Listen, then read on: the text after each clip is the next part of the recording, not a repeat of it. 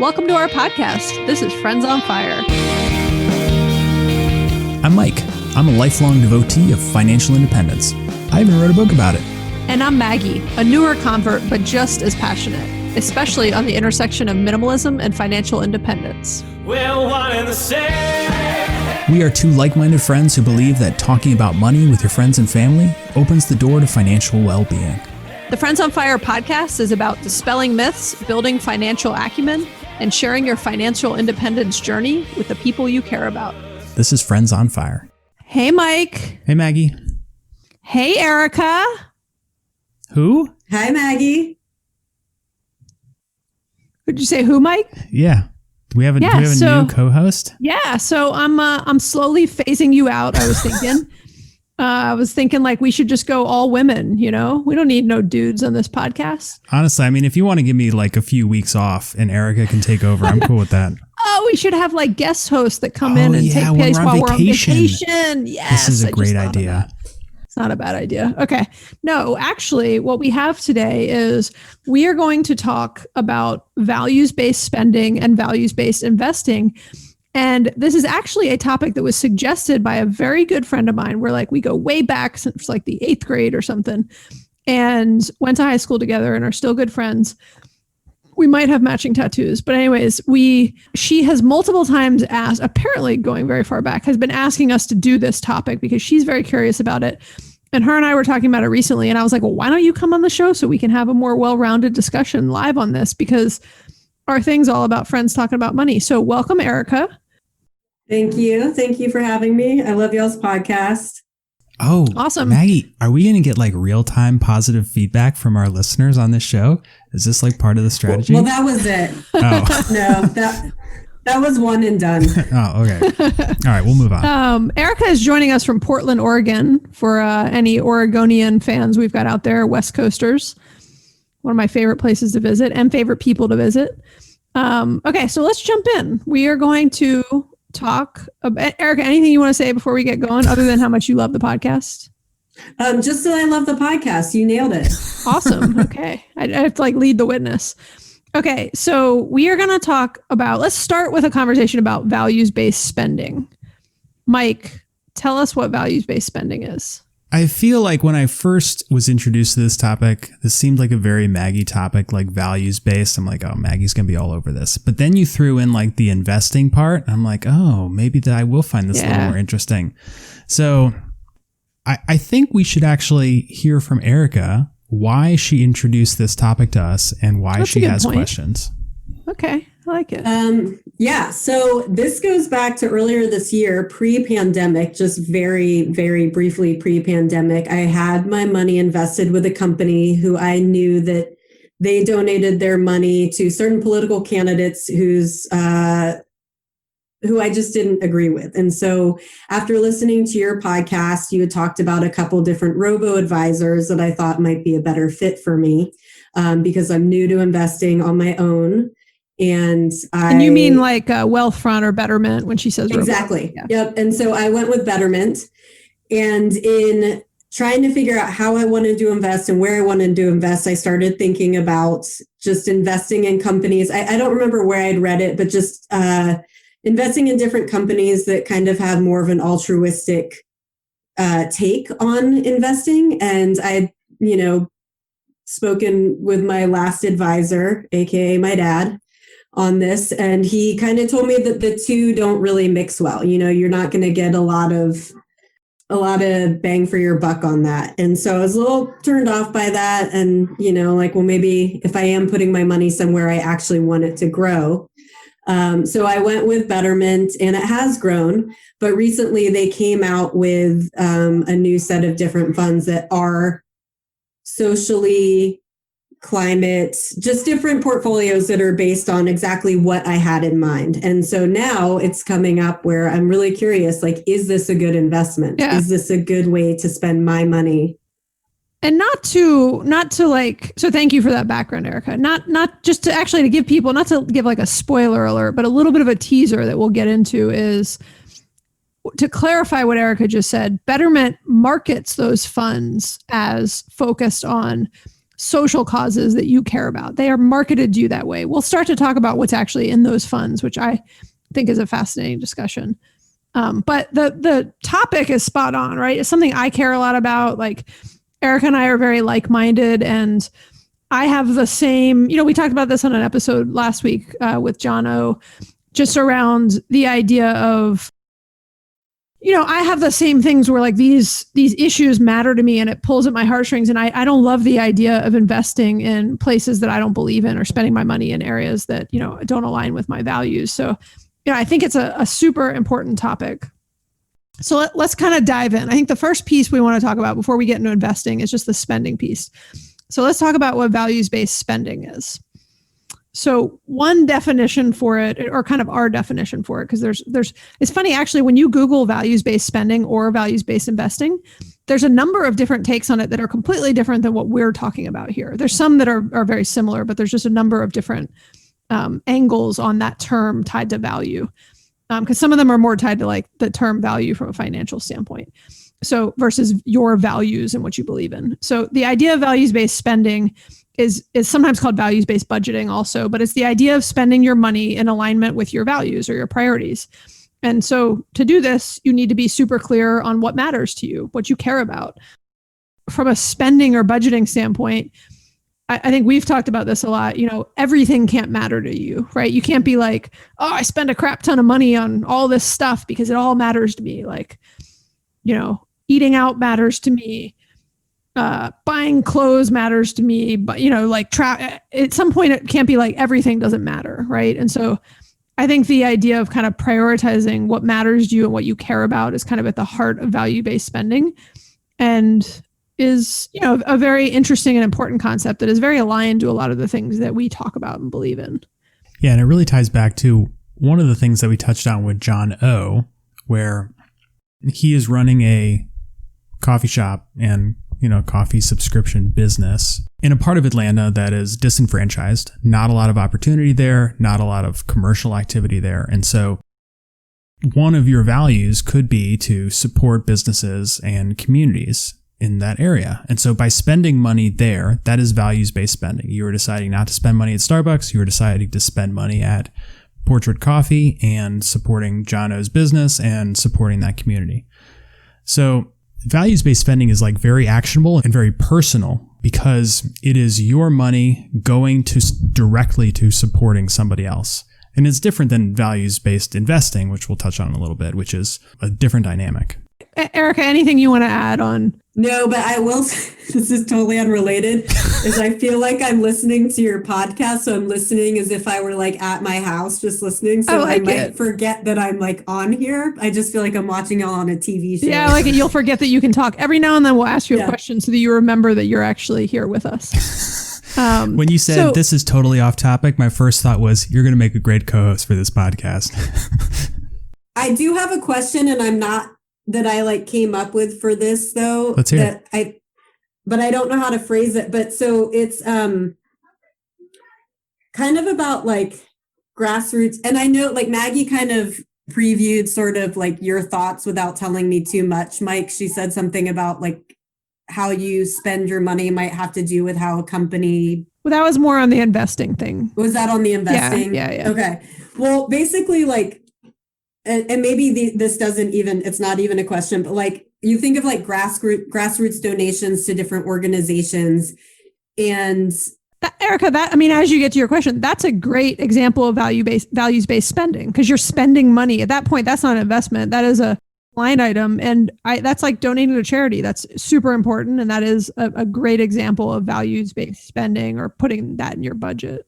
Well, that is in our budget, but like, how do we also make money off of that? Like, how do we take the money that we're putting towards, because there's like so many nuances to, I wouldn't.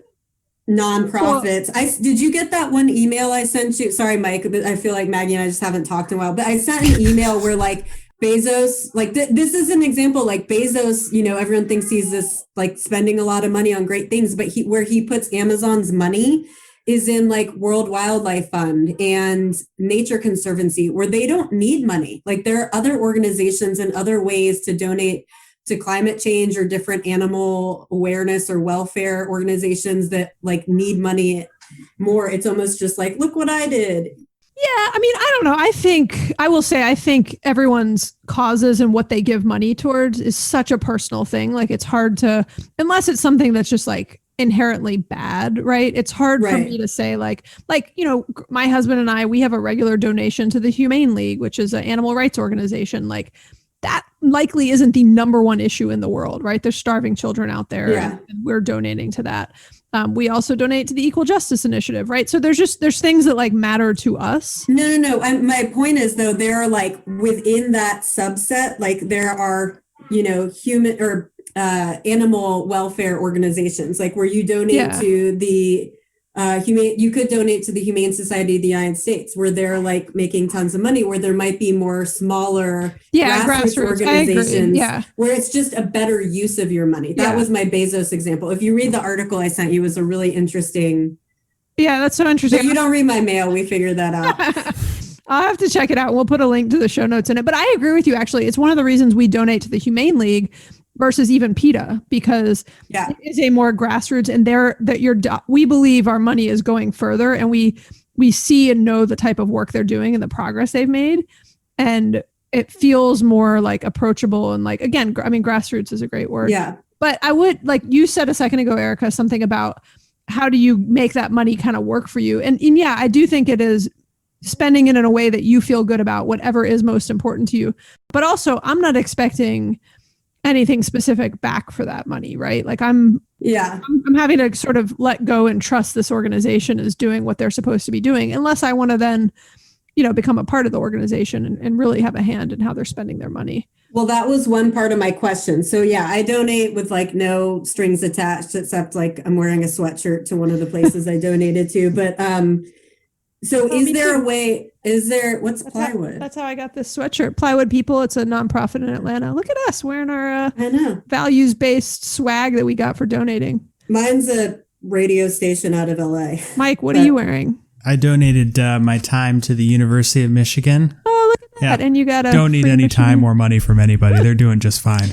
Okay, what was your question? So the donation part was just one of it. So, but in terms of, or is just one part of it, but like in terms of making grassroots donations, is there a way, like and I guess this is where I'm utilizing Mike for my own personal knowledge, but for these types of like what Betterment is doing, would it be like, is there a way to also invest to where your money is growing and then those organizations are also receiving, like who's benefiting? Like what is this money going to? Let me unpack a number of things for you.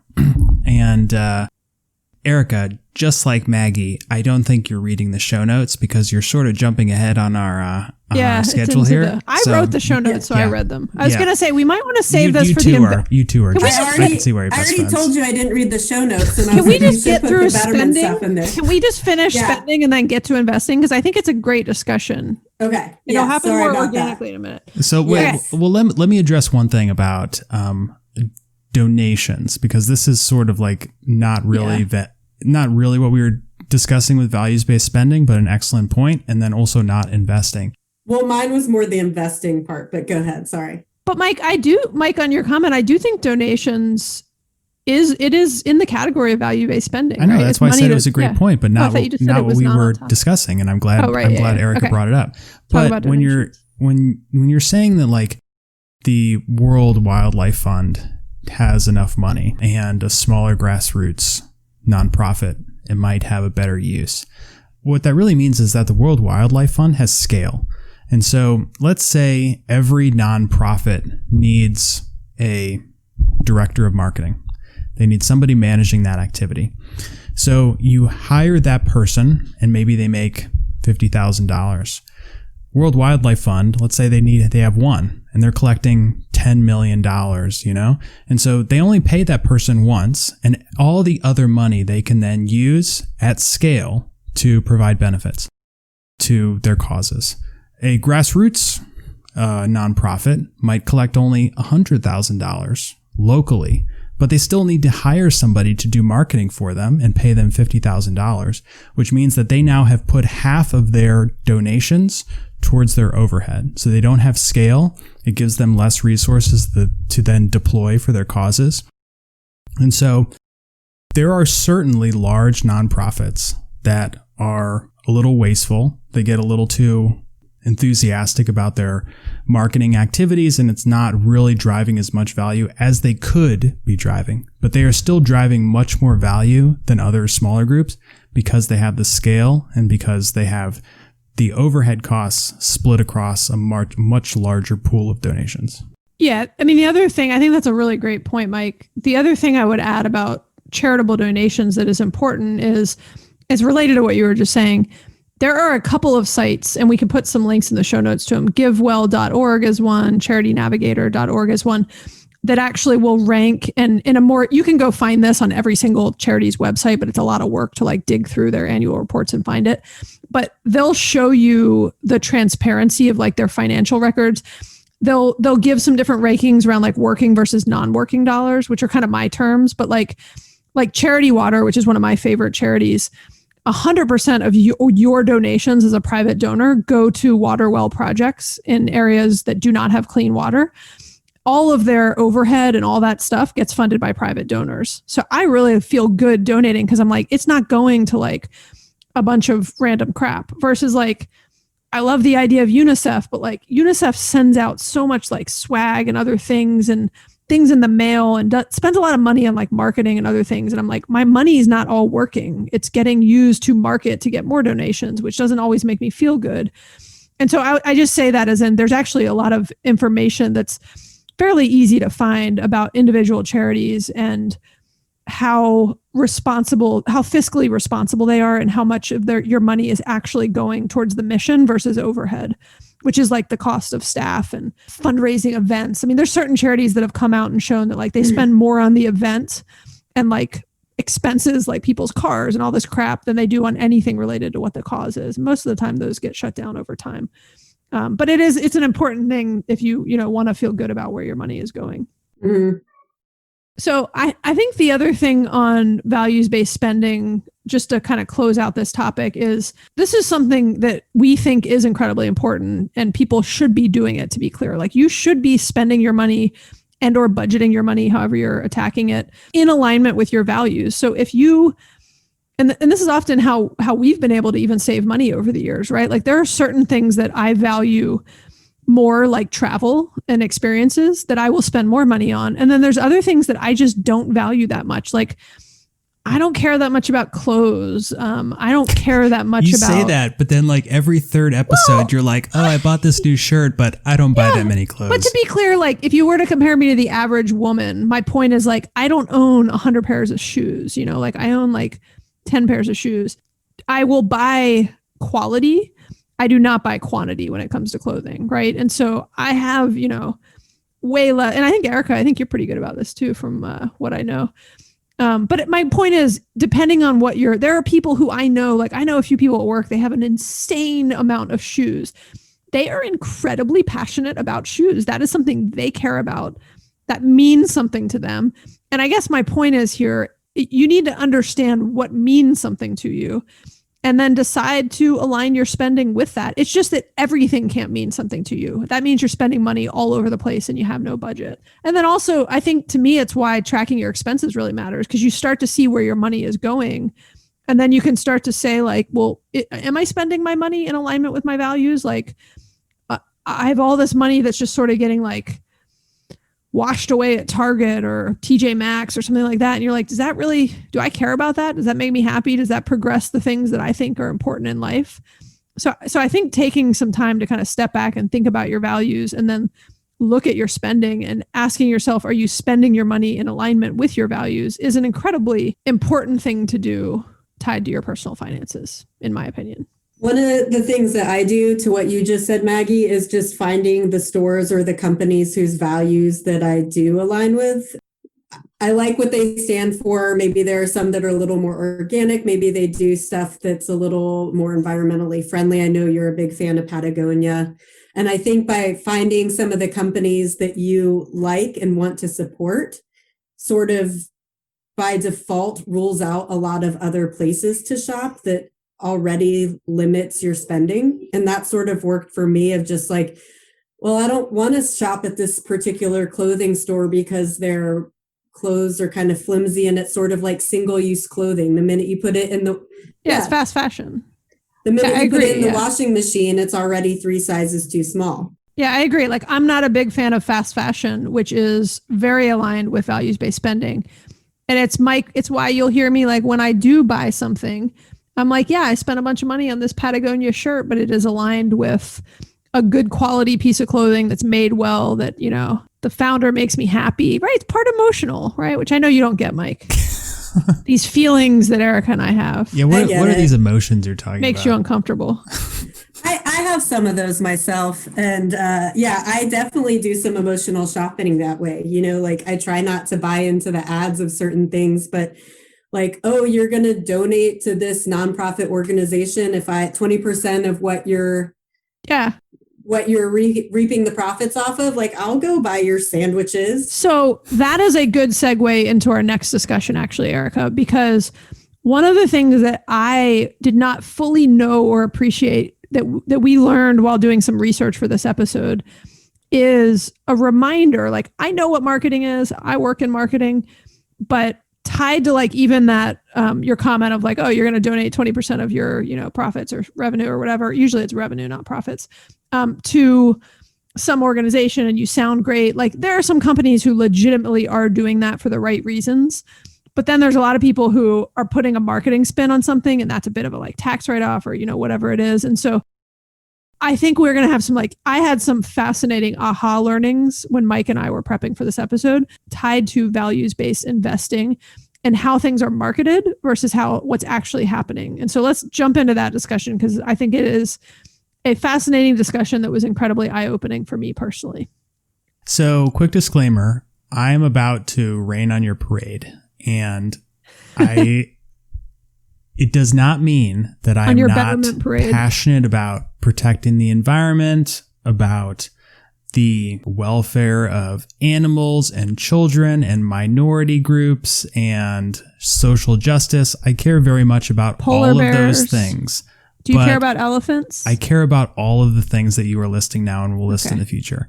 However, I think it is important for people to understand and like separate these two issues. And so, disclaimer, just don't take this personally. I thought you were going to give a disclaimer that like, we're not giving any financial advice. Like, you should do your own research, blah, blah, blah. Oh, yeah. Well, all that stuff too. That also. Okay. So Mike, define values-based investing for us. All right.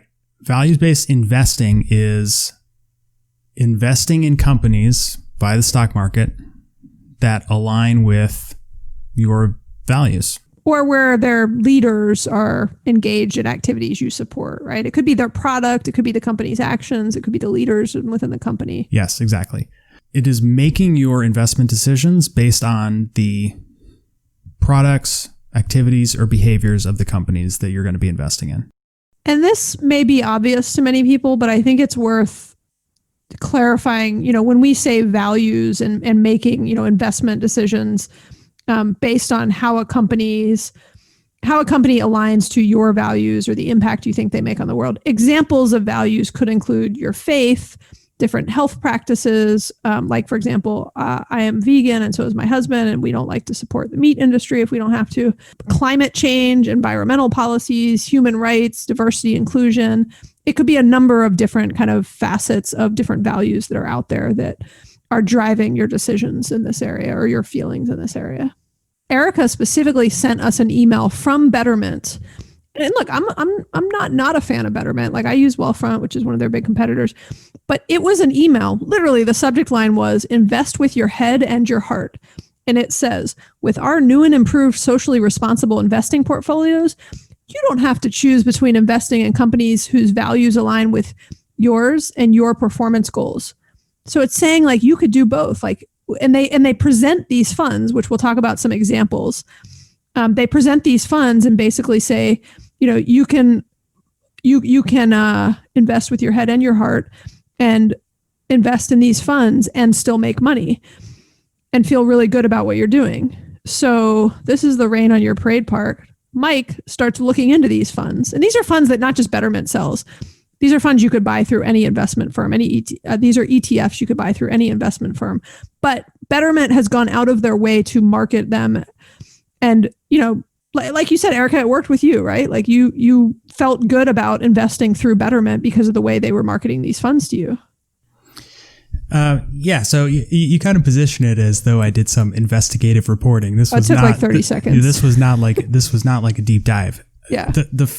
And I think you'll be surprised, Erica, once we give you some examples and what companies are actually represented in these funds. But we first need to back up and kind of explain how companies, like the purpose of companies and how the stock market works. A company exists to create value for its shareholders. And so you had asked about how can I essentially, I think, like make donations and support causes, but also get a return. And the unfortunate answer is you can't, because nonprofits are nonprofits. They generate no profits for their owners. There are no owners. There are no shareholders. So by its nature, impossible to generate a return. So the only way you can generate a return is to invest in a for-profit company. And one of the things, Maggie, that I have mentioned to you, and I'm not sure like totally resonates because we brought it up when we were discussing the Subaru, is a company's values, like the ones that you say you align with, those are still marketing tactics. Yeah, so if those values don't in some way create a position in the market that further generates profits for that company, the company can't exist. So it cannot go out of its way to support certain causes that don't also generate a profit. So, Patagonia, they do a lot of great stuff for the environment. They source their materials from countries that are treating its laborers well. They are doing things better than other people, but they're still a for-profit company. They're still making products out of plastics. They create a lot of waste. They create a lot of carbon. They still do all those things that other companies do. They just do it better, but they market it differently to you. And that is what people feel good about. You need to kind of accept that when you are going to invest in a company, they're making profit at the expense of workers, at the expense of the environment. And you just have to decide where you want to be on that scale. All right. So Erica, does that make sense? And how do you feel so far about coming on our podcast? Well, that makes sense. And that was also a bummer. Yeah, I get the profit part. Moving on to how you invest in these companies and why a kind of values-based mutual fund or ETF isn't really what it seems, is that the stock market works when you are buying and selling shares of a company from other investors. So a company does an IPO, an initial public offering. They release shares into the market. The market gives them money for those shares, and that's how the company gets started. Once those shares are out, the transactions are made between investors. So if you go and buy a share of some company, like I'm not sure Patagonia is like publicly traded, but they're private. Let's say Patagonia was publicly traded and you went and bought a share of Patagonia. You're not giving your money to Patagonia. You're giving your money to Mike O'Leary, who says, you know what? I'm tired of owning Patagonia stock. I'm going to go sell it and invest in something else. So I now have your money and you now have a share of Patagonia. In no way was Patagonia the recipient of any funds. And so the stock price goes up when there is demand, so more people buying than people selling. And then on the opposite end, when there are more people selling and less people buying, so it's a less popular stock price goes down. But this doesn't affect the company's performance exactly. When the stock price goes up or down, it is usually an indicator of the company's performance.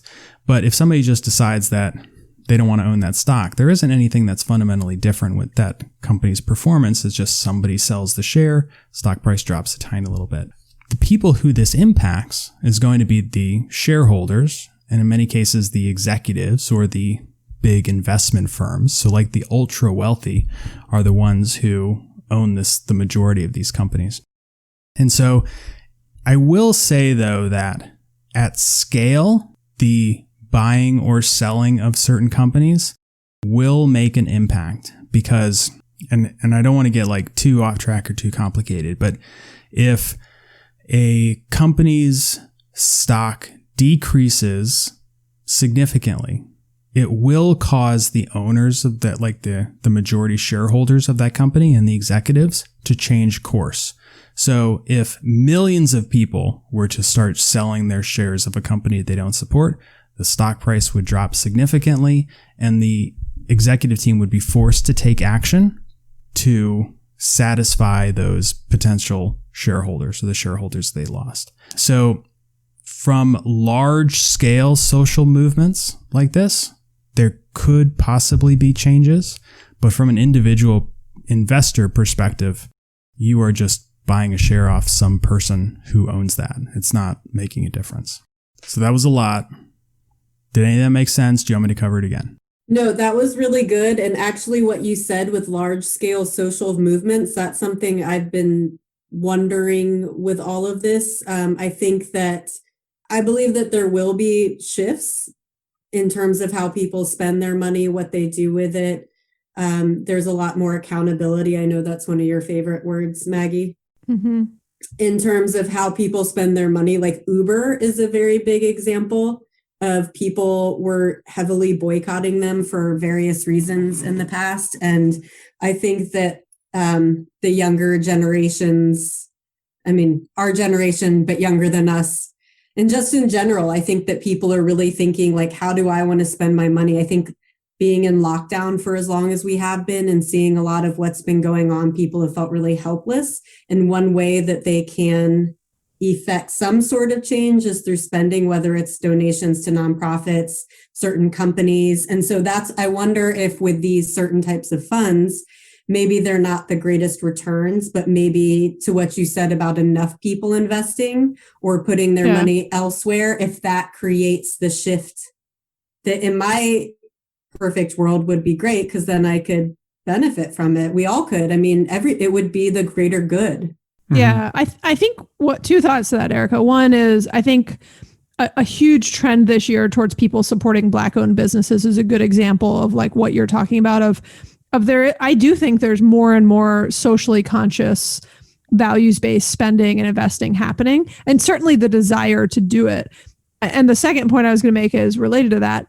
I think one of the things that people need to be the most careful about, though, is companies by their nature are capitalizing and trying to take advantage of that desire in people and that trend. So it's a true trend. And I will give you an example in a minute that I was kind of like floored by today. I shouldn't be that surprised by it, but when I learned this, but they will take advantage of it and they will try to prey on your well-intentioned desires of people like you and me. And I don't know if I'd put Mike in that category, but I guess Mike too. I'm just kidding. But they will try to prey on that. And I think the biggest thing to urge our listeners to do is just double click on things, right? Like pull back the layers of things. And if you really believe you're doing something for a certain reason, like take a little bit of time to actually research and look into it. Let's talk through one example, Mike. Okay. So I did a search of like top value-based ETFs. And there's a whole bunch of Google searches, and I came up with a good article that was like the top 5, most responsible value-based ETFs to invest your money in. And so I looked at one, and it was called the Vanguard World Fund, the Vanguard ESG US Stock ETF. And ESG is one of these third-party groups that kind of rates social responsibilities. And what's the ticker symbol, Mike? The ticker symbol is ESGV. And the description says it's screened for certain environmental, social, and corporate governance criteria. And so this is positioned as an ETF, kind of like what Erica was introducing with this topic, was that you can do both. You can be altruistic and you can make money. And it seems like a great idea. But when you look at the companies that make up this ETF, and these are in order of percentage of net assets. This is the weighting of stocks in that ETF. It's Apple, Microsoft, Amazon, Facebook, Google, Procter & Gamble, Visa. And then there's, like maybe 100 more. And so this is not like some unique set of companies that are doing something special. These are just companies. And so, yes, you can make a return. And in this case, a really good return, because Apple and Microsoft and Amazon and Facebook have been killing it this year. But there is nothing uniquely socially responsible about these companies that would really cause you to, I would think, say, oh yeah, these guys are doing, like, they're making the world a better place right now. So Mike, and the fund that you just talked about, I'm like roughly comparing it to a JP Morgan large cap growth fund that is incredibly successful and has had an amazing return. And it's OLGAX for those that are curious, and incredibly aggressive fund and top 10 holdings, right? Apple, Tesla, Amazon, Microsoft, Facebook, PayPal, a lot of the same companies you just named. Mm-hmm. And so I think the point is a lot of these things are marketed towards making you feel like you're doing something that's good. They want you to buy their fund versus some other fund. This is a marketing ploy, right? To me, one that is an even more egregious example is there's a fund, and it was in the Betterment email that you sent, Erica. There's two funds. One was NACP and one was SHE. NACP is, I'm not sure of their exact affiliation with the NAACP. It's sort of endorsed by them, I believe. But it essentially says that it tracks the Morningstar Minority Empowerment Index, designed to provide exposure to U.S. companies with strong racial and ethnic diversity policies in place, empowering employees irrespective of their race or nationality. And it kind of gives some requirements of like what these companies have to do to be a part of the fund. One of them is support the NAACP. But when you break down what's in the fund, it's going to sound really similar to the one that Mike just read and the JP Morgan one that has no socially responsible lens on it. Top 10 funds in this NACP fund, which again is called the Impact Shares NAACP Minority Empowerment ETF. So when someone sees that, they think, oh, I want to invest in that. I feel good about supporting companies like that. Top 10 funds: Apple, Amazon, Microsoft, Alphabet A, Alphabet C. Those are both Google. Johnson & Johnson, Invesco, Procter & Gamble, JP Morgan, Visa. It's all the large companies that are ticking the box. I'm not saying they're not doing these things right, but they are ticking the boxes they need to tick from a diversity and inclusion standpoint. And they're, as a result, kind of meeting this criteria that's laid out. But it's a pretty low bar to meet some of that criteria, in my opinion. And so the way that they're sort of marketing this, like, I'm not sure that these companies are that much better off than 10 other companies that I could name. And as a reminder, you're not giving the company money. You are buying the share of that company from another investor. Yeah, it's very true. And I mean, there's two different angles on that. One is the one you just said, Mike, of where your money is actually going versus kind of what you think you're supporting. The other one, to me, that is even crazier is they are marketing these funds as if these companies are sort of like leading the way, and that you're really like investing in, these businesses that are empowering certain things. And like, I know a decent amount about some of these companies, and they're not doing that much more different than some other company that's, also in the Fortune 50 and again, this is a subjective scale of kind of what's good or what's bad. But to me, as soon as I saw the holdings in some of these funds, I was like, oh, it's the exact same. It's like the top funds in the S&P 500. Mm-hmm. And the same thing with this fund, which is a gender diversity index fund. I love the idea of it. It's an ETF that is made up of companies that have stronger gender diversity and have like a lot more women in leadership and are meeting certain criteria. But again, when you really break down the funds that are in it, it's a lot of the same companies that we've just rattled off. Almost identical. So Erica, your thoughts? Yeah, again, big bummer. Just hoping to invest in some of these. Well, not to say you can't. I mean, you still could, right? But that's what I'm wondering is I've heard you guys talk about this word diversify. Would this be a good way? Maybe you don't invest in the fund, but you find some companies that you could. Is it better on the returns to just find companies that you align with and just invest in those individually as opposed to the ETFs? Let's have Mike and Maggie give their own. I think you may get different answers. I will tell you, as someone that's probably more on your level, Erica, of like my knowledge and desire to have knowledge in the investing space, I don't mess around with individual stocks. And we've said this a lot on our show. Like people like me should, for the most part, not to say you can't play around with small amounts of money that you might want to, do stuff with, but for the most part should not be playing around with individual stocks. So I buy ETFs that kind of cover the market. There's a ton of research that shows a broad spectrum of holdings across the market will always outperform any individual stock picks that even like the smartest investor could do. People like Warren Buffett, right? And so I focus on that, and that is diversifying because you're buying these ETFs and these funds that we're just talking about, they are ETFs full of a big diverse mix of things. So if you would rather invest in the NACP fund or the SHE fund instead of some other low cost index fund, like it's not that different is my point. It's more of it's marketing and positioning it to you the same way. It's full of a lot of the same companies in the end. Mike, I'm curious to hear what your answer would be though. I agree with you. Look at An that. ETF by its nature is diversified, but I don't think the ETFs that we just talked about are any different than the ETFs you could just like a total stock market ETF or a large cap growth company ETF or something like that. So I think it's better just to buy something that has good returns or buy something in an industry like a healthcare sector ETF if you think healthcare is an industry that's going to outperform. I really think that the whole like value-based investing thing is just a marketing gimmick. Unless you believe that having a diverse workforce will generate higher profits for companies, or having more gender equality representation, like the She Fund or whatever it was, will generate more profit for a company, I don't think there's any reason to invest in one of those ETFs specifically over something else.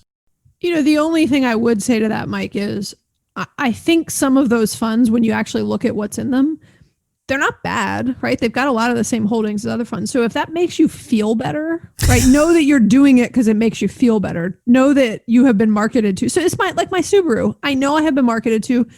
I like the way I feel when I drive a Subaru and I can afford it, right?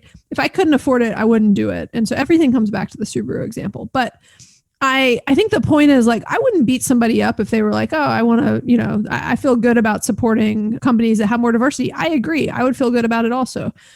I would look at things like the expense ratio and compare them. So for example, the expense ratio on that NACP fund is 0.49% versus a Fidelity Zero Total Market Index fund, which we've talked about before. It's got an expense ratio of 0.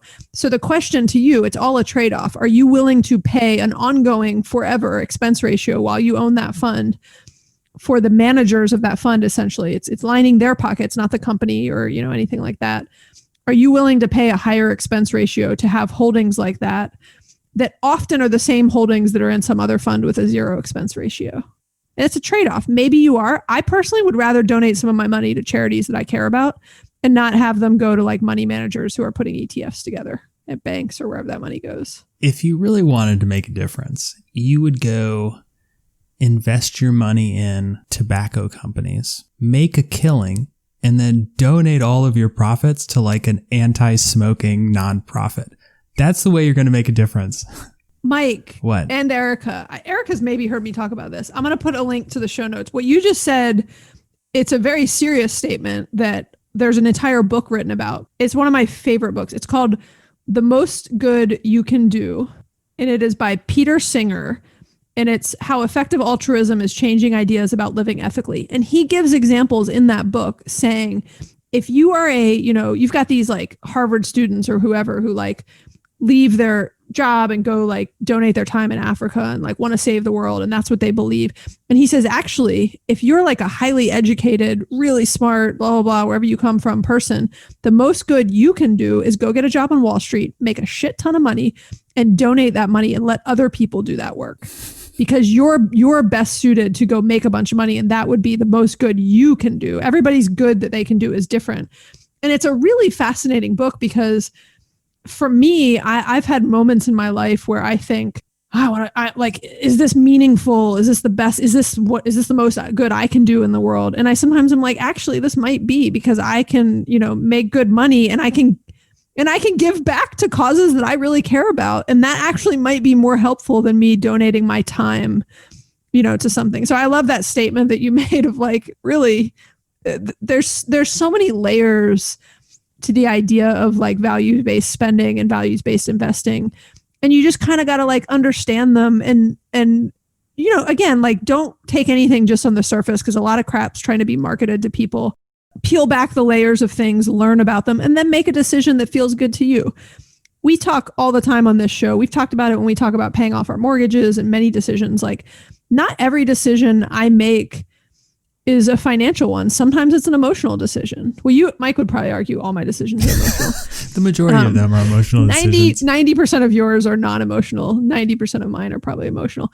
But it's important. Like, not everything has to be, and that's why I use that example on the NACP fund of like, look, if it makes you feel better and you've done some research and everything else and you're okay with the higher expense ratio, go for it. But for me, I'd rather just take that savings and give it to causes that I care about, that I think are doing important work in the world, that are more hands-on than an ETF owning a bunch of big company funds that, tick the boxes they need to tick on diversity or other things.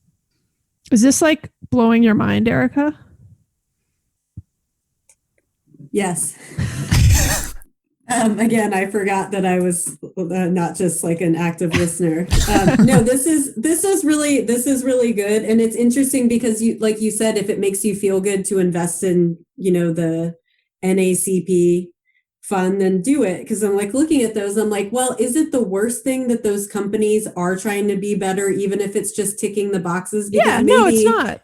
It's better than it's better than nothing and not trying, right? And I worked for a big company who, look, we are genuinely trying and mean well, and sometimes we get beat up for not doing enough, and everybody's got an opinion. And so I get it, working at a big company, of like, you are genuinely trying to do good, and it's not always easy, and it's not always a straight line, and it's complicated, right? There's a lot of nuances to running a business. And so I get it. And so, yeah, those companies are likely better than some others that don't even try, right? But I also will say, every big like Fortune 50, Fortune 100, probably Fortune 500 company, they can't even do business without doing some of that stuff these days. And so those boxes, like, it's a low bar to tick. So yeah, it's better than someone who's not ticking it, but most people are ticking it. But still, I wouldn't get too emotional about it, because like, again, you're buying shares off some other investor. And so like, you think you are quote unquote supporting a company, but you're just buying something off somebody else. You're right. And that's why I say, like, if certain things make you feel good, those funds are maybe not the best example.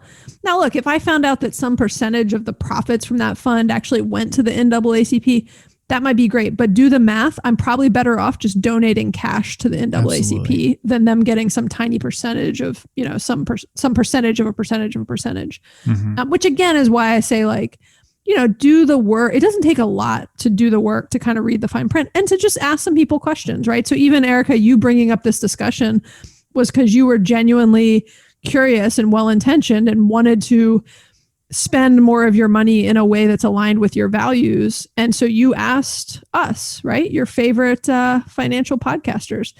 And we had a good conversation on it, which I think I learned a number of new things in prepping for this. And even just in like talk, when Mike and I kind of had some conversations after you first brought it up, Erica, he had said a few things to me that he said tonight where I was like, oh, I didn't really think about it that way, of like where my money's going when I truly buy a stock. It's not like I'm like giving that company money to go back and invest in itself. And okay, that was a lot. I enjoyed this. What are our top 3 takeaways going to be? I don't know. I think, you know what? I'd like to do a combination Erica's minute on the mic / 3 key takeaways, and let her give us the 3 takeaways that she's learned from our episode. I gave you one in the show notes, but you may not have read it. What? My takeaway? Yeah, you need 3 key takeaways, and you have 60 seconds. Erica, we usually like to give our top 3 takeaways at the end of an episode. Okay, I only heard you do that on the last episode I listened to. Oh my God, we do it on almost all of our episodes. The only time we don't. Maybe I'm going to be honest. Sometimes I zone out because Mike's boring. I get it.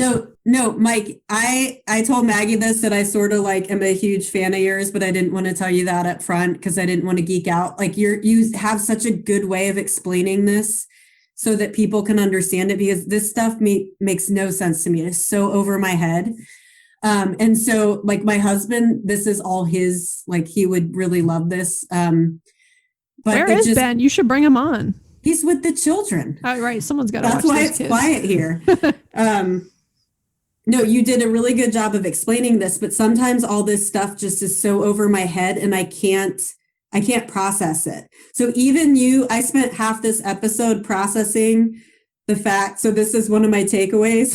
It's like very basic.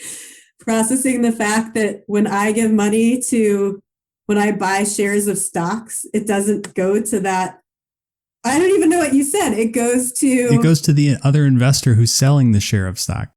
Who is this other investor? An angel investor? Like, I don't That's understand what the stock part. market is. Yeah.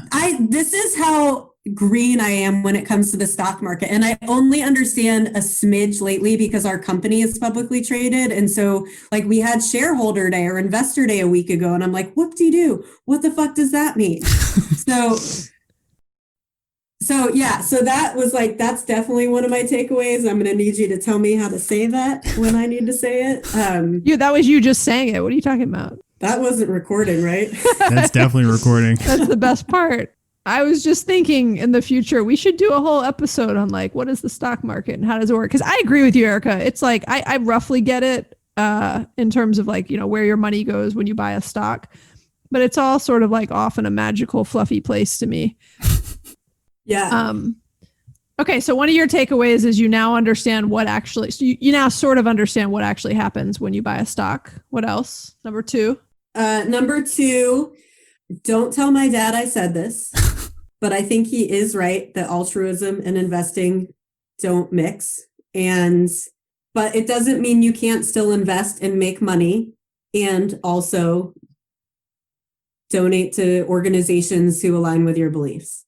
You can do both things. I will say that there are some situations where you can have an altruistic strategy that satisfies a need in the marketplace and therefore generates a return. So like buying Tesla stock or solar. Oh, no? Tesla stock. There's a lot of stuff that Tesla does, but let's take something that's like a company that cleans up waste. Okay. People pay to have waste removed. And so you can make a profit cleaning up the earth. And so in that case, you could do both. You could do something that's good for the world and make a profit.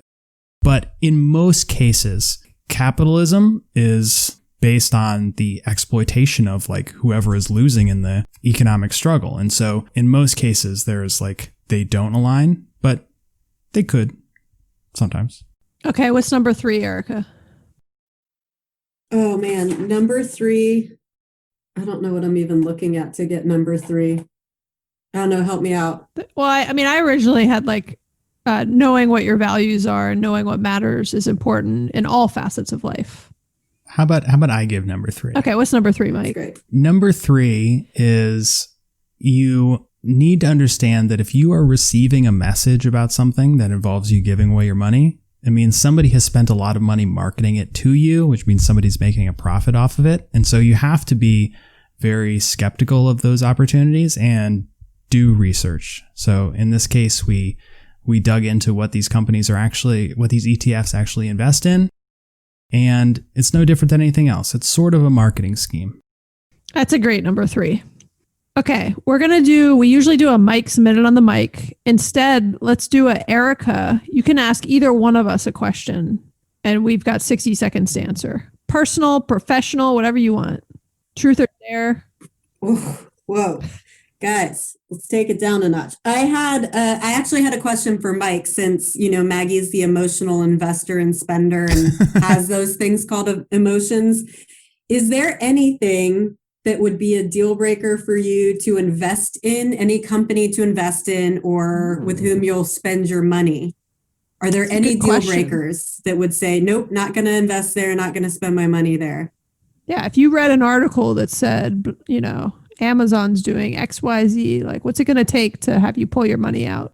Okay, so I'm only going to answer the investing part because the way like my decisions to go spend money at places are going to be different. I definitely will not go to stores or make purchases from companies that are doing things that I don't agree with.